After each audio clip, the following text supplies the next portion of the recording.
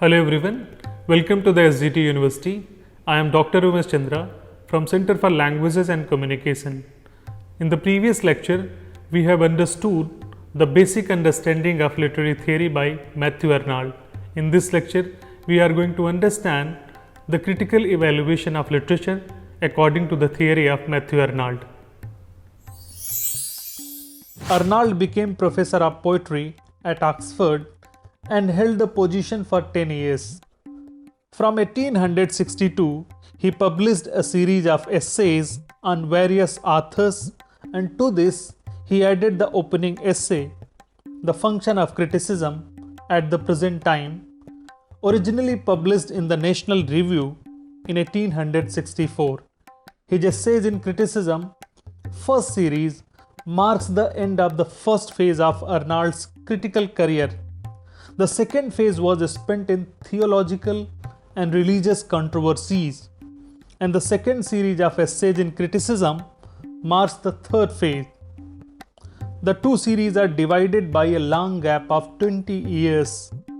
Watson holds that Arnold was an adopter rather than a coiner of terms. His disinterestedness doesn't mean an art for art's sake attitude. Arnold makes his position unambiguously clear in his essay.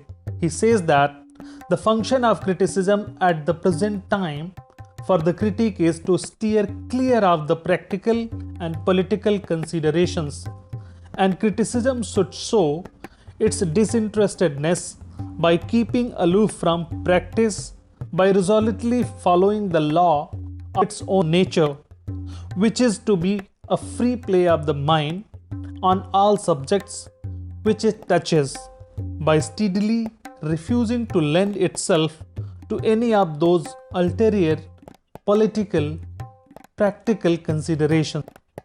Arnold insists on the need for good criticism to create a current of true and fresh ideas.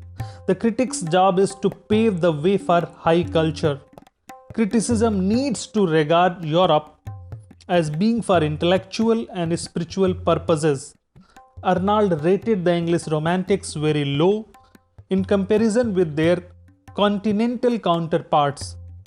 He holds that the English poetry of the first quarter of this century, with plenty of energy, plenty of creative force, didn't know enough. This makes Byron so empty of matter, Shelley so incoherent, Wordsworth even, as he is, yet so wanting in sweetness and variety. Arnold's views were reaction to the ideals that Romanticism preached. He called Shelley a beautiful and ineffectual angel beating in the void, his luminous wings in vain. Coleridge for him was a poet and philosopher wrecked in the mist of opium. The letters of Keats were the love letters of a surgeon's apprentice. According to him, the Romantic movement in England didn't possess the glow of life that Elizabethan society had, nor did it possess the force of learning and culture that German society had. Hence, the movement was poor and premature. In Function of Criticism, Arnold says that for good literature to flourish, two powers are necessary, the creative and critical. While the critical power is of a lower order than the creative, it is this power that affords the intellectual stimulation of which the creative power can avail itself profitably. It is the business of the critical power in all branches of knowledge, theology, philosophy, history, art, science, to see the object as in itself it really is. The critical power establishes an order of new ideas, or at least makes the best ideas prevail. Out of these fresh ideas, creative epochs are born. He talks much about the right subject for poetry, but is not quite precise in his suggestions. The only point he affirms is that the true subject of poetry is an excellent action appealing to the great primary human affections. Human actions which have an inherent interest are the eternal objects of poetry. Arnold maintained that it was a fallacy to believe that a dull subject can be made interesting by the poet's treatment of the subject. He felt that circumstances in which suffering finds no vent in action are not to be treated as subjects for good poetry. Prolonged mental distress, which is relieved and irresolvable, cannot be the right choice for subject for poetry. In the 20th century, the poetry of World War I and II has elicited quite a sympathetic response from sensitive readers of poetry. Arnold is the most important critique of the second half of the 19th century. It is stated that he reverts to the classical in his views. He doesn't exhibit much of an advance from the previous age. His literary criticism is always seen alongside his religious and social criticism. In a sense, he was a literary critic by accident. Of the modern element in literature, that is his inaugural lecture as professor of poetry at Oxford, shows his bias that Greek literature should serve as the right model for English poets of his era. And translating Homer was the first volume of criticism and his essays in criticism. Most of the essays are about individual, continental authors, and so that he is needlessly biased towards continental literature. Essays in Criticism, second series published in 1888, contains essays on British and more particularly Romantic poets. The other essays that deal with literary subjects were published in 1910 under the title Essays in Criticism. Third series, Creative Theory, was not Arnold's forte. He doesn't seem to hold the view that poetic creation is organic. Otherwise, how could one accept his touchstones? Evaluation of literature was his specialty. It stands to reason why Eliot called him a propagandist for literature rather than a critique. Matthew Arnold always took a serious view of literature.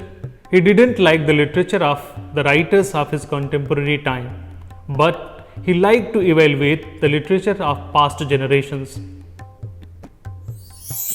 He did not like Elizabethan lyrics and 17th century poetry very much. His judgments on the Romantic poets are perhaps his best. Among the English critics up to the 19th century, Arnold happens to be the most influential and the most convincing too. According to Eliot, academic literary opinions were formed by Arnold. R.A. Scott James asserts, for half a century, Arnold's position in England was comparable with that of Aristotle in respect of the wide influence he exercised, the mark he impressed upon criticism, and the blind faith with which he was trusted by his votaries. His famous phrase, "Literature is a criticism of life," has meant many things to many people. Lewis defends this definition most convincingly.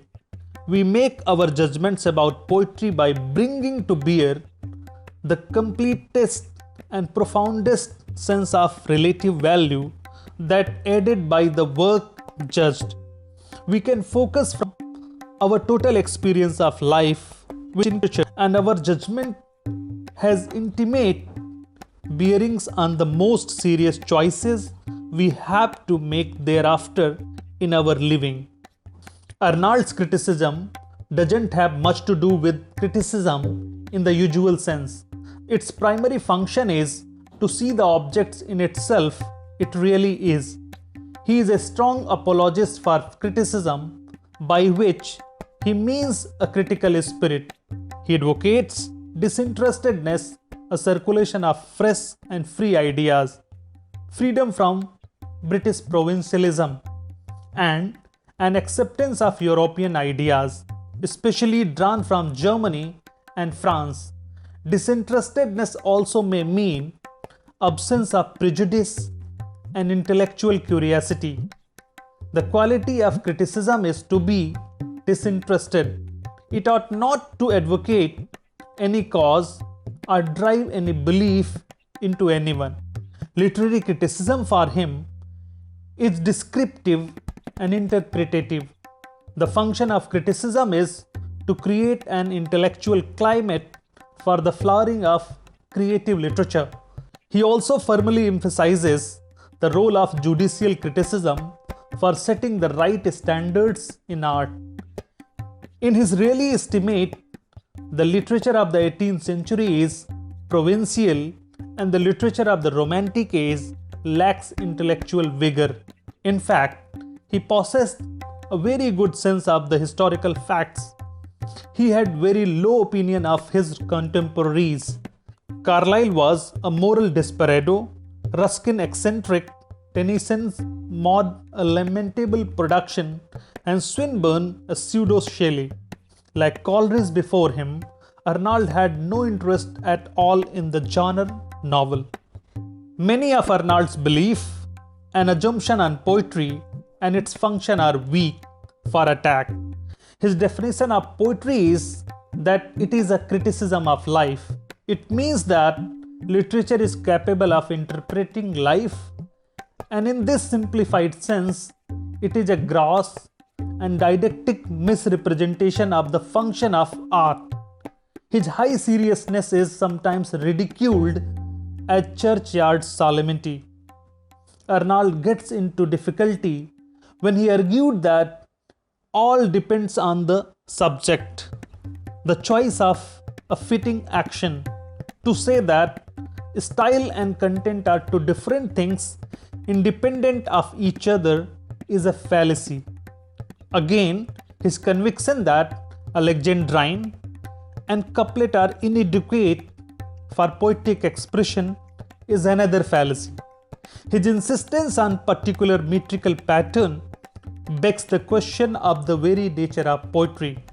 According to Arnold, grand style arises when a gifted poet treats with simplicity or with severity a serious.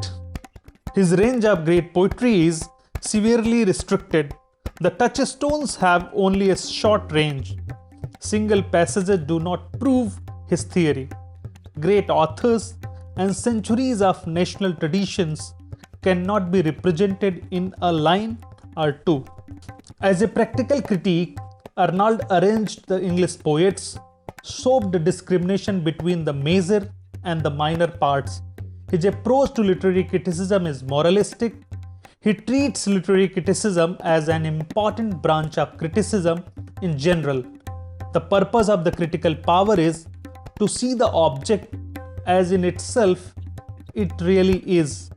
For this purpose, criticism should be disinterested. It should endeavor to learn and propagate the best that is known and thought in the world.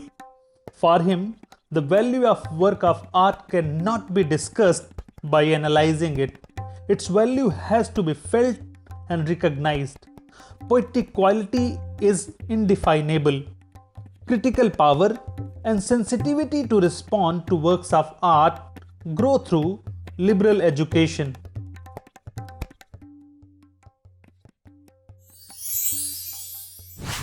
So today we have covered the literary theory and critical evaluation of literature on the basis of literary theory by Matthew Arnold. In the next lecture, we will be learning about another great modern critic, T.S. Eliot. So keep learning, keep growing, and see you next time.